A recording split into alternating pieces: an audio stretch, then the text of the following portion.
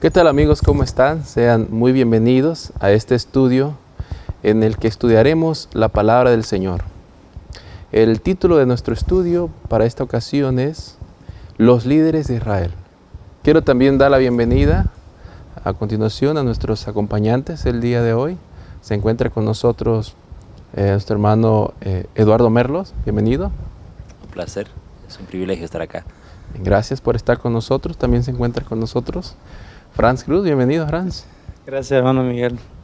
Bueno, ¿qué les parece si antes de abrir la palabra del Señor hacemos oración? Hermano Eduardo, nos dirige, por favor. Claro. Oremos. Querido Dios, en nombre de Jesús, estamos muy agradecidos por este inmenso privilegio que nos concedes de abrir tu palabra, estudiarla y también, Señor, poder compartir con nuestros hermanos en la fe, con las personas que desean escuchar tu palabra, estas bellas porciones, estas bellas lecciones, Señor, que hemos de aprender de tus hijos que vivieron en esta tierra y nos dejaron un ejemplo a seguir. Queremos pedirte, Señor, tu Santo Espíritu que nos dirija en este estudio. Perdona nuestros pecados y te pedimos en nombre de Jesús. Amén. Amén. Esdras y Nehemías son ejemplos de grandes líderes que se dedicaron a hacer la voluntad de Dios y lo cumplieron. Fueron líderes espirituales, también gobernantes de Israel, y produjeron, obviamente con el trabajo del Espíritu Santo, un reavivamiento y una reforma en sus días. Elena White nos dice que la mayor y más urgente de nuestras necesidades es la de un reavivamiento espiritual conseguido, ha de ser nuestra labor primordial. Y los líderes, nuestros líderes, son pieza importante para este reavivamiento y esta reforma. Hermano Eduardo, ¿cómo podríamos definir el liderazgo? Bueno, desde la perspectiva de la psicología del trabajo, el marketing, se dice que un líder es una persona que influye en las demás personas, en sus seguidores, ¿no? Pero una característica de un líder no es solamente influir, sino que hacer que las personas le sigan de forma libre y espontánea. Eso es una característica bien importante del liderazgo, ¿no? O sea, básicamente eso es una definición que tenemos desde esa perspectiva. Ahora, hay un liderazgo que tiene ciertas particularidades de lo que vamos a hablar ahora, que se llama el liderazgo bíblico, el liderazgo religioso, ¿no? Que al margen de esos elementos, esos ingredientes que hemos mencionado, hay otros elementos que afuera no se utilizan, adentro sí es necesario utilizarlo, ¿no? Me refiero a adentro cuando hablamos en el contexto ya de religioso, espiritual, ¿no? Asunto espiritual. Gracias. ¿Quieres mencionar algo, Franz? Hay una cita que me gustaría leer y es algo que nosotros debemos, o sea, tomarlo en cuenta, ¿no? Dice, está en el libro de Palabras de Vida del Gran Maestro, en la página 226, dice: el gran propósito de Dios al llevar a cabo sus providencias es probar a los hombres, darles la oportunidad de desarrollar el carácter. Y estoy seguro que actualmente tenemos muchos líderes que muchos de las personas aprecian bastante, ¿no? Dicen, wow, ese hombre es grande, es un buen líder, o sea, él trabaja bastante duro. No hay hombre como él, dicen. Y realmente Dios ha puesto cada ser humano como líder en esta tierra y nuestra responsabilidad es recibirlo, ese cargo que Dios nos da. Amén. Ahora, Yo sé que Dios tiene ese gran propósito de amoldarnos, de que nuestro carácter que está deformado sea cambiado. Y ese es su propósito. Y continúa diciendo, así Él prueba si son obedientes o desobedientes a sus mandamientos. Las buenas obras no compran el amor de Dios, pero revelan que poseemos ese amor. Si rendimos a Dios nuestra voluntad, no trabajaremos a fin de ganar el amor de Dios. Su amor, como un don gratuito, será recibido en el alma, y por amor a Él nos deleitaremos en obedecer sus mandamientos. Amén. Lo que tiene que ver es que el gran propósito de Dios es llevarnos a sus mandamientos. Amén. Y yo sé que muchos líderes hoy en día anhelan ser portadores de luz, o sea, obedientes a la palabra, obedientes a los 10 mandamientos, que son la base que nosotros necesitamos en este Amén. tiempo. Y especialmente hoy en día, ¿no? Dicho sea de paso, ya que mencionas los mandamientos y las enseñanzas, Nehemías 8:12 nos dice, y todo el pueblo se fue a comer y a beber y a obsequiar porciones y a gozar de gran alegría, porque habían entendido la palabra que se les había enseñado. Si bien es cierto, hay indicaciones, podemos decir técnicas, incluso de conducta, pero las enseñanzas espirituales, los mandamientos, son una parte importante para el reavivamiento y para la reforma. Sin embargo, hoy en día todavía, tristemente, no ha habido un reavivamiento y una reforma en nuestro movimiento, en nuestra iglesia. ¿A qué se deberá? ¿Será que el liderazgo está fallando? Si el liderazgo está fallando, ¿se tiene que arrepentir? ¿Y en qué se tiene que arrepentir, hermano Eduardo? Claro, estas situaciones se las tiene que ver a través de la lupa del espíritu de profecía, ¿no? Y el espíritu de profecía habla claramente y dice, hay una razón por la que la iglesia está dormida, adormecida. Esos términos usa la hermana White, ¿no? Entonces, y eso pues es a raíz de un enfriamiento espiritual, de un letargo espiritual, y vamos a verlo, me imagino, en el desarrollo de este estudio, que una de las razones para el letargo, para fracasar en el liderazgo, es la falta de conexión con Dios, la falta de comunión con Dios. Eso nos torna, como dice Isaías 56, en perros mudos. La hermana White habla de eso, habla del liderazgo así, en ese tono, aunque parece un poco duro, ¿no? Un poco crudo, pero ella dice que nuestros pastores, cuando ella menciona el texto de que son perros mudos, aman el dormir, no ladran, ella dice, así son nuestros pastores. Increíble, yo la escuché varias veces mencionar esto al pastor David Gay también. Entonces, pero esto tiene una causa. No es simplemente porque vivimos en la Odisea, así tienen que ser las cosas. No, hay una causa para esto. Por muy laodiceanos en el tiempo en que estamos viviendo seamos, pero nuestro espíritu no tiene que ser el laodiceano, tiene que ser, ¿no? Y dicho sea de paso, perdón que te interrumpa, en el mismo mensaje de la Odisea hay una invitación. Claro, al arrepentimiento, a la reforma, al reavivamiento, ¿no? Franz, ¿quieres mencionar algo sobre esto? Sabemos que algo también nos preguntamos hoy en día, ¿no? ¿Cómo entonces, qué debería ser un líder? O sea, ¿dónde debe encontrar, o sea, la solución para ser un buen o un verdadero líder? Y yo sé que la Biblia tiene de todo, y yo quiero leer una cita del libro La Educación. Sí. Voy a leer un cortito. Dice, no hay en la vida situación alguna, no hay fase de la experiencia humana para lo cual no contenga la Biblia valiosa instrucción. Y así también para ser un buen líder, ¿no? Dice, gobernantes y gobernados, amo y criado, comprador y vendedor, prestador y prestatario, padre e hijo, maestro y discípulo. Todos pueden encontrar en ella lecciones de incalculable valor. Pero por sobre todo la palabra de Dios expone el plan de salvación. Muestra cómo el hombre pecador puede reconciliarse con Dios. Nuestra base, nuestra lectura de texto diario, nosotros llamamos el pan de vida, ¿no?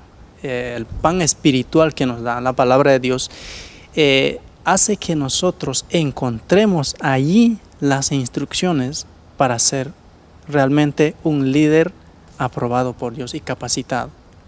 Entonces, si hoy en día hace falta que los líderes se arrepientan, que hagan una reforma en su vida, la única solución vamos a encontrar en la Biblia.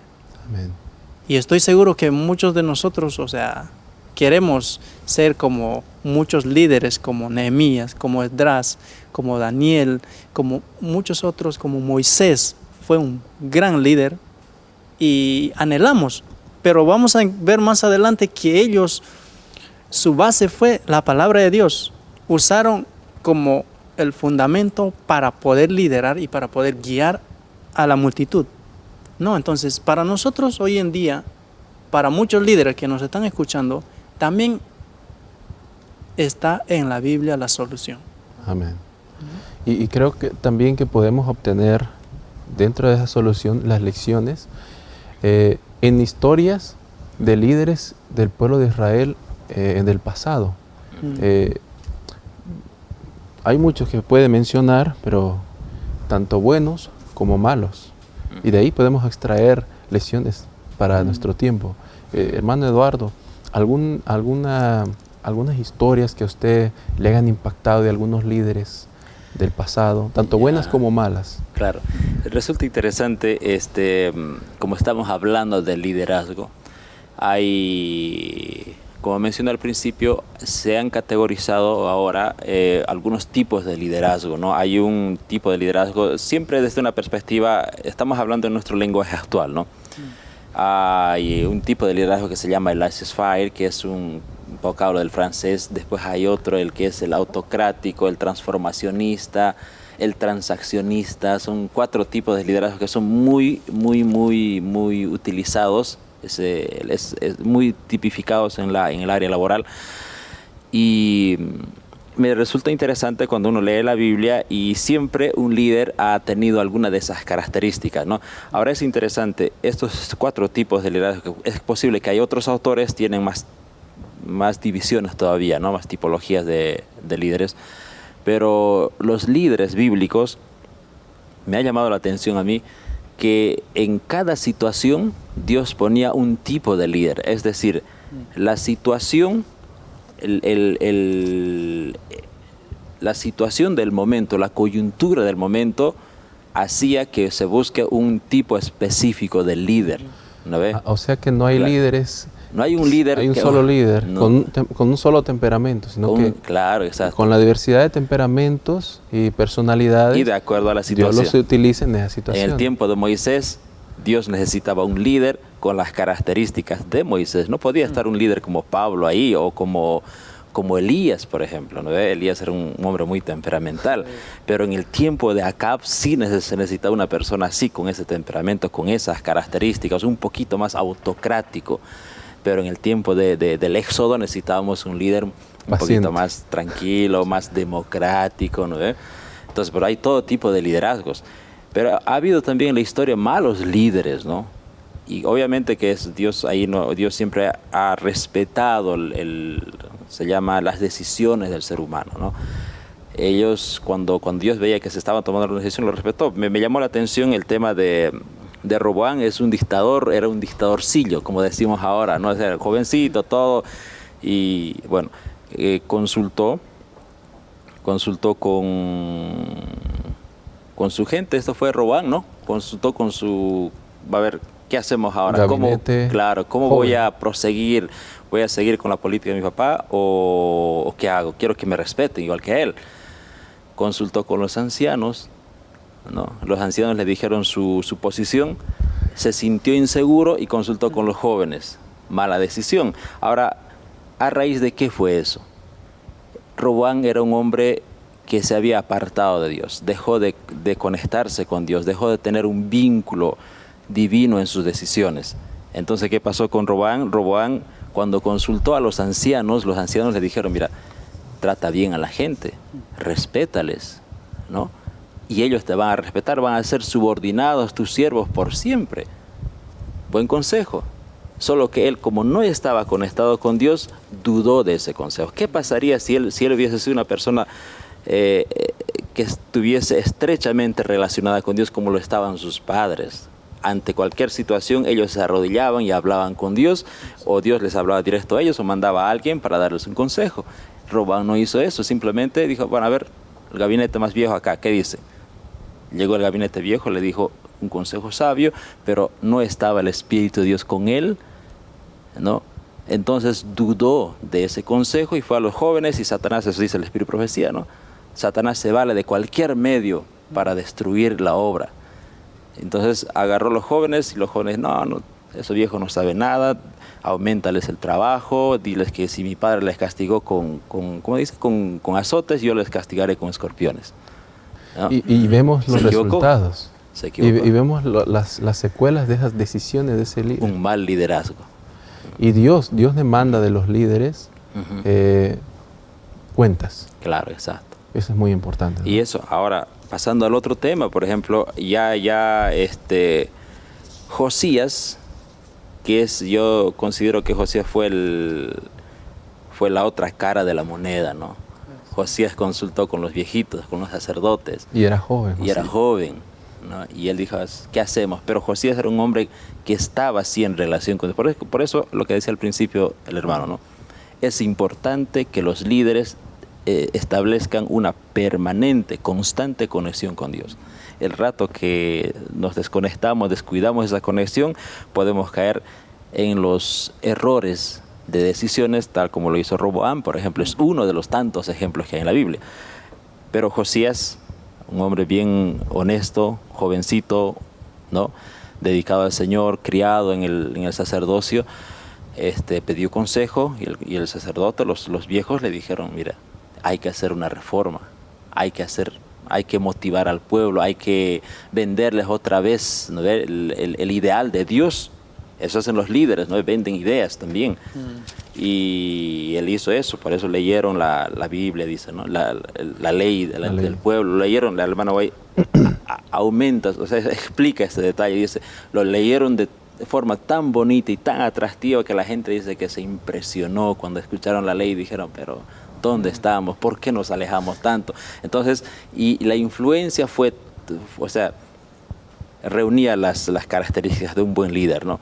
La influencia fue tanto que la reforma, el reavivamiento fue espontáneo, no necesitaba sacar un edicto, una orden, hay que reformarse, como lo hizo en Nínive el rey, por ejemplo, no por orden vamos a hacer esto, no, aquí ellos mismos se conmovieron y él como líder cumplió su tarea, ¿no? Entonces los llevó, los dirigió a Dios. Qué buen liderazgo, ¿no? Y vemos acá algo muy importante, la unión entre la juventud y la experiencia. Y hay algo que quiero leer aquí en la cita que hizo más también, dice en el libro de 1 Reyes 23, versos 4. Dice, entonces mandó el rey al sumo sacerdote Hilcías, a los sacerdotes de segundo orden y a los guardianes de la puerta que sacasen del templo de Jehová todos los utensilios que habían sido hechos para Baal, para Acera y para todo el ejército de los cielos, y los quemó fuera de Jerusalén en el campo de Cedrón, e hizo llevar las cenizas de ellos a Betel, y quitó a los sacerdotes idólatras que habían puesto los reyes de Judá para que quemasen incienso en los lugares altos en las ciudades de Judá y en los alrededores de Jerusalén, y asimismo a los que quemaban incienso a Baal, al sol, a la luna y a los signos del zodiaco, y a todo el ejército de los cielos. O sea, y ahí empieza a explicar, más abajo dice muchas cosas más de lo que se llegó a hacer, se llevó a cabo. O sea, realmente cuando un líder verdadero acude a las enseñanzas o a la palabra de Dios, o sea, va a haber una reforma completa, va a haber una transformación. Y aquí lo que empezaron a hacer es, todo lo que no pertenece a Dios, sáquenlo. Quitemos de acá, porque si no pertenece a Dios, entonces tiene que estar fuera del lugar de Dios. Y si hay algo que está, entonces no hay bendición de Dios. Dios no puede bendecir si hay algo inmundo Y no solamente en el pueblo, sino puede ser en el hogar, puede ser en el grupo, puede ser en el ministerio, puede ser en la iglesia, puede ser en la familia y en muchos otros sectores. Y aquí una enseñanza muy importante es que Josías tomó consejo a la palabra de Dios, a los escritos, y luego el Espíritu Santo empezó a trabajar en su vida. Y lo que llegó a hacer, o sea, es una gran enseñanza para nosotros que hoy también usted y yo podemos llevar a cabo de esta manera. Amén. ¿No? Gracias, Franz. En la historia de Esdras y Nehemías, que ha sido el centro de nuestro estudio, el coraje.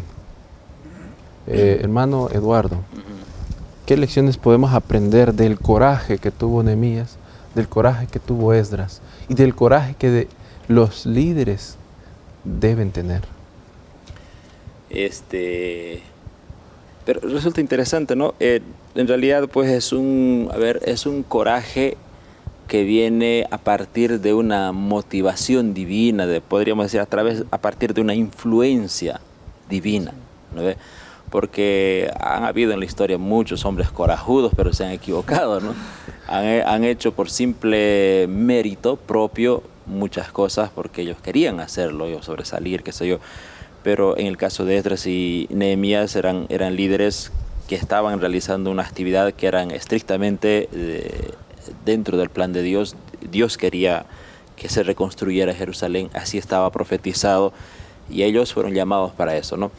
Un coraje que viene a partir de ambos personajes. En los relatos de Nehemías y de Esdras, de ambos personajes se dice que eran hombres que dependían de Dios, oraban al Señor, pedían consejo al Señor, ¿no ve? Ahora es interesante cómo Dios respondió y cómo Dios los utilizó a ellos con características diferentes para un solo fin, ¿no ve? Ambos fueron a reconstruir, uno el muro, otro Jerusalén, y ambos, ¿no?, se complementaron. Uno prosiguió la tarea del otro, pero no sé si ustedes, a mí me llamó la atención. Resulta que Esdras, cuando va a Jerusalén, lleva muchas riquezas, ¿no ves?, de la nación persa, pero él dice: yo no tuve coraje de pedir ayuda al rey para que me protejan, o sea, es decir, ejércitos, soldados, ¿no? Entonces él, ¿y por qué? ¿No ve? Él dice: porque yo quería que ellos que conozcan al Dios Todopoderoso. Si no, podrían decir: ok, pero me estás pidiendo protección y tu Dios no te protege, cosas así. Él temía que eso sucediera, si bien no, el rey nunca expresó eso, pero él temía que eso sucediera. Entonces él se fue solo, ¿no? Se fue solo él y la gente de civil acompañando, cargado de oro, plata, muchas riquezas, y se fueron así civiles. Caminaron hasta Jerusalén, no sé cuántos kilómetros eran, pero son varios días que caminaron. Corrían el riesgo de ser asaltados porque estaban las tribus las tribus árabes, incluso los mismos samaritanos, ¿no? Que en Nehemías se mencionan sus nombres: Tobías, Sanbalat y otros más. Entonces, pero años después, Nehemías dice: yo quiero ir, pero yo quiero ir con tus garantías. Él le pidió al rey, ¿no?, que quiero ir con tus garantías. Yo quiero, sí, soldados que me protejan, porque hay muchos delincuentes en el camino, muchas naciones que quieren nuestro mal. Entonces, si yo voy, yo quiero ir. Pero ¿le faltó fe a Nehemías? No. Simplemente él entendió, cuando él oraba eso, él entendió que esta vez tenía que ir con ejército. Esdras dijo: no, esta vez vas a ir solo, ¿no ve? Pero esas decisiones, ¿de quién dependen? ¿No ve?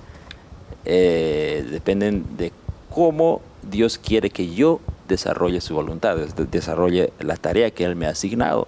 Esdras, antes de ir, interesante, ¿no?, antes de viajar solo, dice que convocó ayuno. Todos ayunaron, todos se entregaron al Señor, todos hicieron un trabajo de confesión, y el Señor cumplió su promesa con ellos, ¿no? Llegaron, y todos felices, no les pasó nada, el Señor estaba con ellos, los ángeles les acompañaron y cumplió su promesa. Amén. Franz, ¿quieres mencionar algo? Es interesante, yo quiero leer una parte aquí en el libro de Nehemías 4, capítulo 4, versos versos 14 dice: después miré y me levanté y dije a los nobles y a los oficiales y al resto del pueblo: no temáis delante de ellos, acordaos del Señor grande y temible, y pelead por vuestros hermanos, por vuestros hijos y por vuestras hijas, por vuestras mujeres y por vuestras casas. Una vez ya estando ellos, dice: los que edificaban en el muro, los que acarreaban y los que cargaban con una mano, trabajaban en la obra y en la otra tenían la espada. Cuando una vez ya estaban trabajando duro, ¿no? O sea, realmente no sé si el ser humano actualmente, hoy en día, puede lograr hacer eso. Estar trabajando y estar cargado su armamento encima.